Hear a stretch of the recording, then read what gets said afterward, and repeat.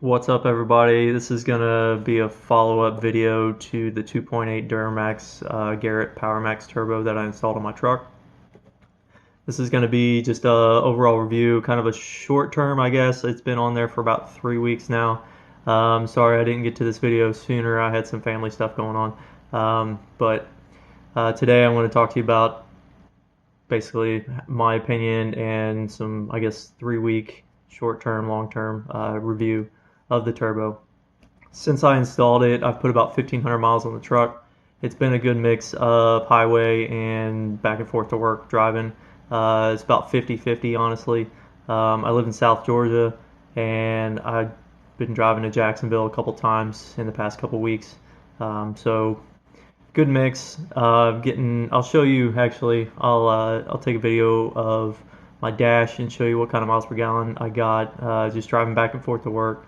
And then I'll show you some tune files, some logs, and go over my impressions of the turbo. Alright, so this is me just driving back and forth to work, getting about 30 miles a gallon. Depends if I get stuck behind a school bus or not.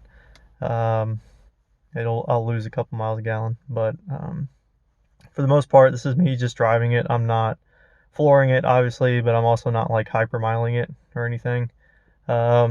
As far as total, so this is almost the entire time I've owned the truck. I haven't really reset this, but 27.4 is what I'm getting for total miles per gallon. I didn't start tuning it until I got to about 22,000 miles, I think. So it was stock. Half of this miles per gallon was stock, if that makes sense. Alright, so one of these days I'm gonna actually do a screen capture and improve the quality of these videos, but for now I'm just gonna take a video of it. This is straight from Garrett's website. This is the turbo I installed on my truck. There's just a couple paragraphs on it, and it really doesn't even explain anything. It says that it's good for 215 horsepower. I'm obviously getting more than that. I think that is like with a stock tune, I guess, or stock fueling, I would assume. But I don't really know exactly where they're getting that number from. But this is the compressor map that they give you. It is absolute trash. It is garbage. The only thing it tells you is, I guess, the corrected flow, the max 33 pounds per hour, or pounds per minute, I guess. Sure. Max pressure ratio, whatever, but and max speed for each one of these turbos. The red one is the stock turbo, but it doesn't tell you anything else. It doesn't have any other speed lines on it. Doesn't have any islands. Doesn't tell you anything about efficiency. Nothing. It's a pretty horrendous map, but I don't even know why they would post that on their website. But if you want to check this out and read all this, this is their website, but don't be upset if you still have a lot of questions after you read this. Also wanted to point out, there's not a whole lot of turbos on the market for this application. Somebody dropped a comment, I forget the guy's name, but he dropped a comment saying that ADP has a SR71 turbo. They did have a turbo. I don't know if they still do have it. They might. I'm hoping ADP might be able to jump in the comment section of this video and confirm or deny that. But on their website, if you scroll down, go down to the turbo section, all I have is the Powermax turbo for sale, and then they have this compound kit that they're working on. They're asking $100,000 for it. But anywho, yeah, I'm not seeing that the SR71 is even for sale anymore. I can't find it, can't track it down. But maybe I'm wrong, but I can't find it. So I guess this is our only option until somebody else comes out with something better. Alright, so I'm going to start out with HP tuners. I will go ahead and say that I ended up switching to EFI Live. There's one main reason why I am not using HP tuners on this anymore, and it has to do with the rev limiter. Somewhere in HP tuner software, something's going on. It won't let the engine go over 4,000 RPMs. I don't know. I've adjusted all the rev limiters that are available in this software, but there I can't find anything. I'm not missing anything. I know I've gone through every single one of these tables, um, but even though I have everything set above 4,000, it still hits the rev limiter at 4. Not sure what the problem is. I switched over to my EFI Live, and I didn't have that problem. It immediately just went up to 4,500 RPMs where I was trying to shift, and didn't have a problem. So I don't know. I even tried. I would load the tune with EFI Live, and then I'd pull out my HP tuners, read the tune that I just loaded with EFI Live, and try to pull that into HP tuners, and then make some modifications, tune it or whatever, then try to reflash it again with HP tuners, and I still had the same problem. It reverted back to 4,000 RPMs. Not sure what the deal is with that. HP tuners used to do a lot of updates. They probably do at least one a month, I would think, but it was probably more frequent than that. The latest update that HP Tuners has come out with it's like July. Let's see, this is the latest version available is 4.10.4. That came out in like the first week of July or the last week of June. I can't remember, but it's almost the end of September now, and they haven't released an update. I'm not using this latest update because you can obviously see the version that I'm using, but the next version is missing one, or I guess the latest version is missing a table, and for whatever reason it's in the T43 controller. It's the torque converter stuff. Desired pressure table. So this table isn't in the new update. It gets rid of the table. Not sure why, but if I update to the latest version, it doesn't add anything. The only thing that changes is I lose this table. And I had some problems where I was trying to figure out my torque converter lockup, and I needed this table to figure that out. Alright, so once again, this is HP Tuners. This is their scanner software. As you can see, I obviously have my rev limiter set more than 4,000, but as you can see, this white line is my throttle position. I was flooring it. It's all the way to the floor, and it hit 4,000, and these are all the torque numbers down here. All these lines are the torque numbers. It just fell off because it was hitting a rev limiter, and I just could not.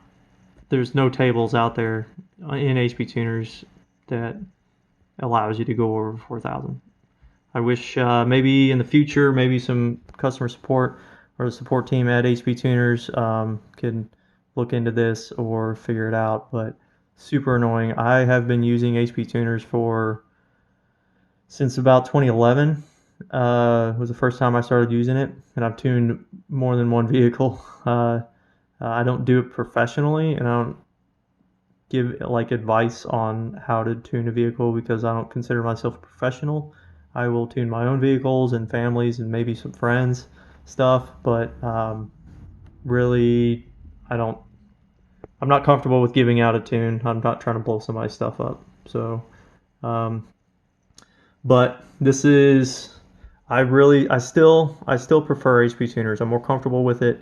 It is easy to use. The scanner is way nicer. The one advantage that this scanner has over EFI Live, apart from the user friendliness, this one's way more friendly to use, is the fact that you can only log total fuel rate, but in EFI Live I can't even get the thing to log any fuel rate or MM3 or anything like that.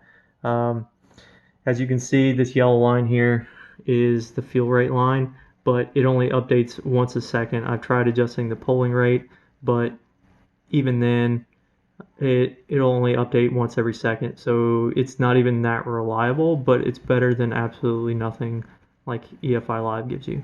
So maybe, like I said, with HP Tuners, maybe the EFI Live crew can push an update or figure something out, but trying to get an MM3 number is you got to know how to work Microsoft Excel and look at your torque tables and figure out basically backwards math, trying to figure out how much fuel it's getting. And it's super annoying. I wish you could just log it, but there's just not a whole lot of support out for this motor right now. All right, so this is EFI Live, their scanner. It does work. It gives you everything that you need to know. This scanner actually has more PIDs available to log, but it just does not have anything regarding fuel. You can look at fuel pressure, and that's about it. You can see I'm logging fuel desired and actual fuel rail pressure, and that's these two orange and blue lines together. They follow each other pretty good. I hit the rev limiter here, so it's kind of wonky, but you can see this is a 1-2 shift, and this orange line is my RPM. Blue line is torque in Newton meters, and the purple line is vehicle speed. And then second row, I got mass airflow in purple, injection timing, and then obviously my rail pressure.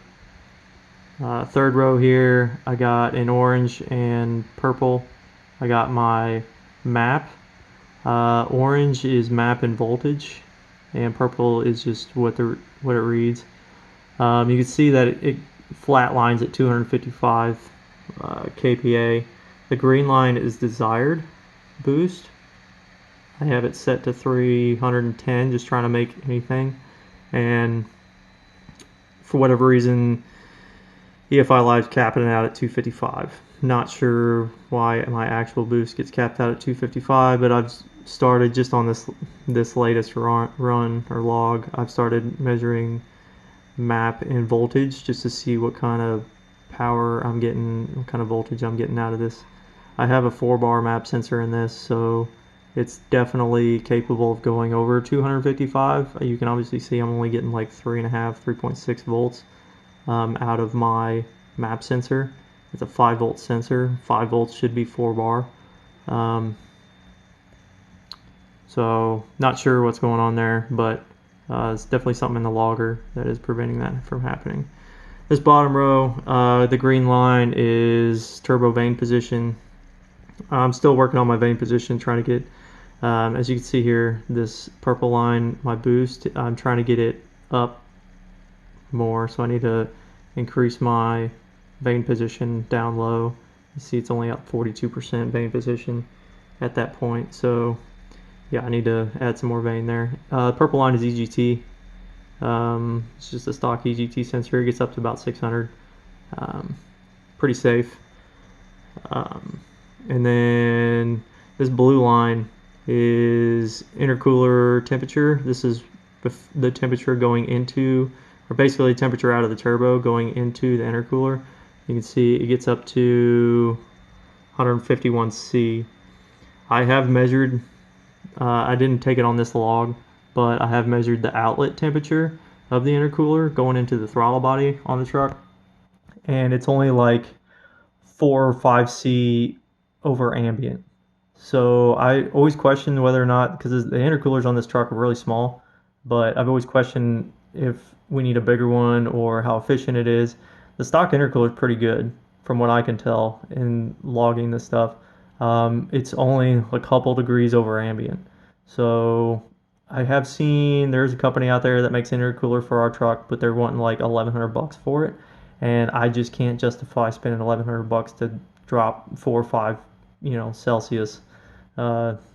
If you're looking for the bleeding edge of performance out of this thing, I guess it's a possibility, but if you're on that far, trying to get that much horsepower out of it, you're probably just going to make your own intercooler. Alright, so this is the EFI Live tuning software. You can go to all these drop downs and figure out whatever parameter you're wanting to change, whether it's shift control stuff, torque converter, obviously shift times, pressures, whatever. You can read all this. I'm not going to go through every one of these because there's a million tables in here, but you can see, like, you just adjust your whatever speed you want to be shifting at, and or the throttle position versus whatever gear shift it's going to be, right? And downshift as well. So I don't condone anybody using any of these numbers on their vehicle. If you do and you blow your stuff up, sorry, it's not my fault. I'm telling you now, don't use these numbers. But I am going to show you some numbers that I am using in my vehicle. So EFI Live has this cool thing where they have two different versions. They have a version 7.5 and a version 8. This is version 8, but unfortunately you can only use version 8 on the transmission. If you're wanting to tune the engine, you got to use version 7.5. Version 8 does not support our engine yet. So you have to download the version 7.5 as well, which is their previous version. It's still good. It basically does the exact same thing.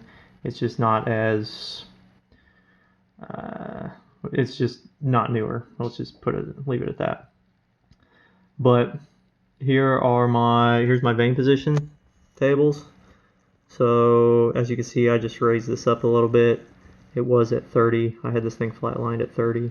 But you can see in the lower RPMs, I raised it to 34, blended it some, and then I also raised this table. I had this this whole line at 5.1 as well, which is just fully open, vanes all the way open.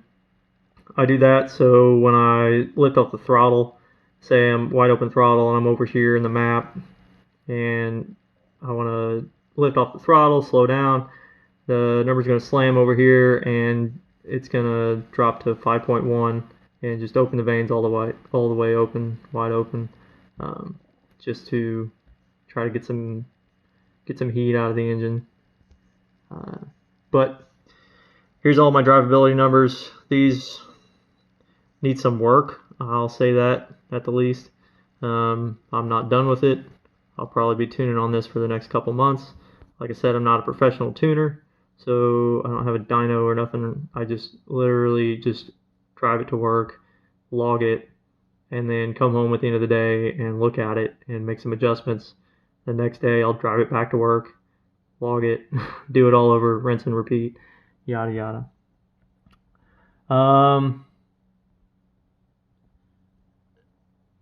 Desired boost, whatever. Like I said, I'm trying to push 310 up top.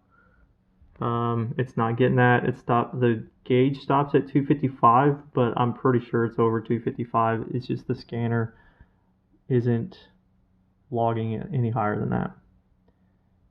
Fuel command, my torque to fuel table is pretty wonky. I'm still working on this one as well, but as you can see, these are the numbers I'm using. I wouldn't suggest using these numbers because I don't know if they're safe. So if you have EFI Live and you're like, oh, this guy's using these numbers, plug them in there. Nope, I wouldn't recommend it. This is me telling you, I don't recommend it. So yeah, EFI Live is acceptable in my opinion.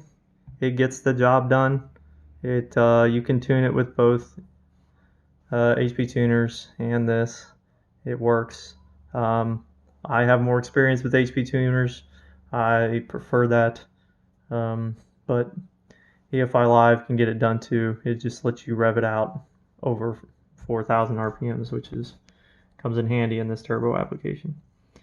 So, anywho. Alright, as far as the truck goes, you'll have to forgive the background noise. My neighbors are cutting the grass.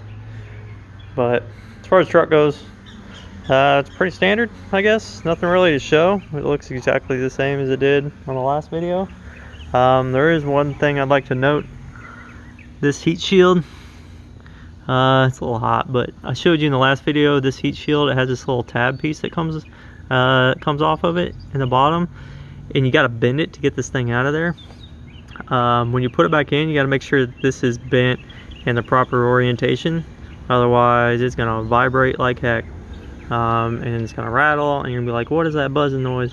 It's that little thing because you didn't really get it right put it back in there just right. It's rattling on the turbo. Not really that big of a deal. It's just annoying. Just make sure that when you reinstall this heat shield, that it is not touching anything. But besides that, it's dirty. Like I said, I put like 1,500 miles on it in the past couple weeks, and I need to wash it, but try not to judge me on that. Alright, so my final opinion, the question everybody's wanting to know is whether or not I condone this turbo. My personal opinion, yes, 100%. If I had the money back in my bank account to start all over and do this all over again, would I still buy this turbo? Yeah. Yeah, I'd still buy this turbo. Why would I do it? Because basically it's a drop-in turbo. This turbo specifically designed for this motor. It's the only turbo on the market that's bigger than stock that's specifically designed for this motor. So it makes it super easy to install. It has all the factory equipment on it, all the water lines, everything. The exhaust manifold just bolts right up. Everything bolts right up. You can just throw it in there, no problem. Bolts in like stock. Tuning wise, it's not so much bigger that it makes it hard to tune. It drives like stock. It makes more, it flows more air, basically, is what it does. That's the only difference than stock, is it flows more air, so it gives you more power up top. Spools like stock. Somebody left a comment on my previous video asking about regions. I've pulled some fuel out of just the cruising drivability, just driving around town area of the map. I just pulled some fuel out of there, so it actually regions less than stock does. I buy one of those boxes of DEF, and I put about one of those in there every oil change. So, and I change my oil at 5,000 miles. So in about 5,000 miles, I go through one box of DEF. Now that is not me towing a trailer. Obviously, if you're going to be towing, you're going to use more DEF. But just driving back and forth to work, yeah, I'll use a box of DEF every 5,000 miles. So take that with whatever grain of salt. You know, if you drive differently, it's probably going to use more DEF. But me just cruising around, driving back and forth to work is what it is. Yeah, there are some other turbos. Obviously, there's a lot bigger turbos. You can go crazy, but there's a lot bigger turbos out there on the market. The problem with putting bigger turbos on diesel is it's like in a gas motor world is if you put a bigger cam in your gas motor, you know, you're going to raise the top end power, but you're going to lose that low end torque. Same thing goes for the diesel. It's not going to spool until, you know, later, and you're just not going to make any power until it gets up top, right? So that's the biggest problem with putting a bigger turbo on. Not saying that this motor can't spool a bigger turbo. Like I said, this one is bigger than stock, and it still spools like stock, so I think you could get away with putting a bigger turbo on it. I don't have any personal experience with that. This is the only other turbo I've had on my truck, but my opinion, yeah, you could probably go bigger. The problem with that is you're gonna have to end up building a custom exhaust manifold, putting a different flange on it, because this truck has a specific, you know, manifold flange that nobody else uses. It's not like a standard T3, T4, or whatever. It just doesn't. You're gonna have to come up with something, either an adapter or something. But the hole coming out of the manifold going into the turbo is 1 7/16 inches. So it's not a very big hole. It's just a round circle hole, whatever. And you're trying to flow, 250 plus horsepower through 1 7/16 inches hole. So you're going to have to change your manifold if you want to do a bigger turbo, my personal opinion. Even if you get some adapter to put a bigger turbo on there, you're still going through that small hole. So there's not a whole lot of gain from slapping a bigger turbo on this stock manifold. So, and the weird thing about this manifold, if you've noticed that for the EGR, it actually has another port that runs around the back side of the head.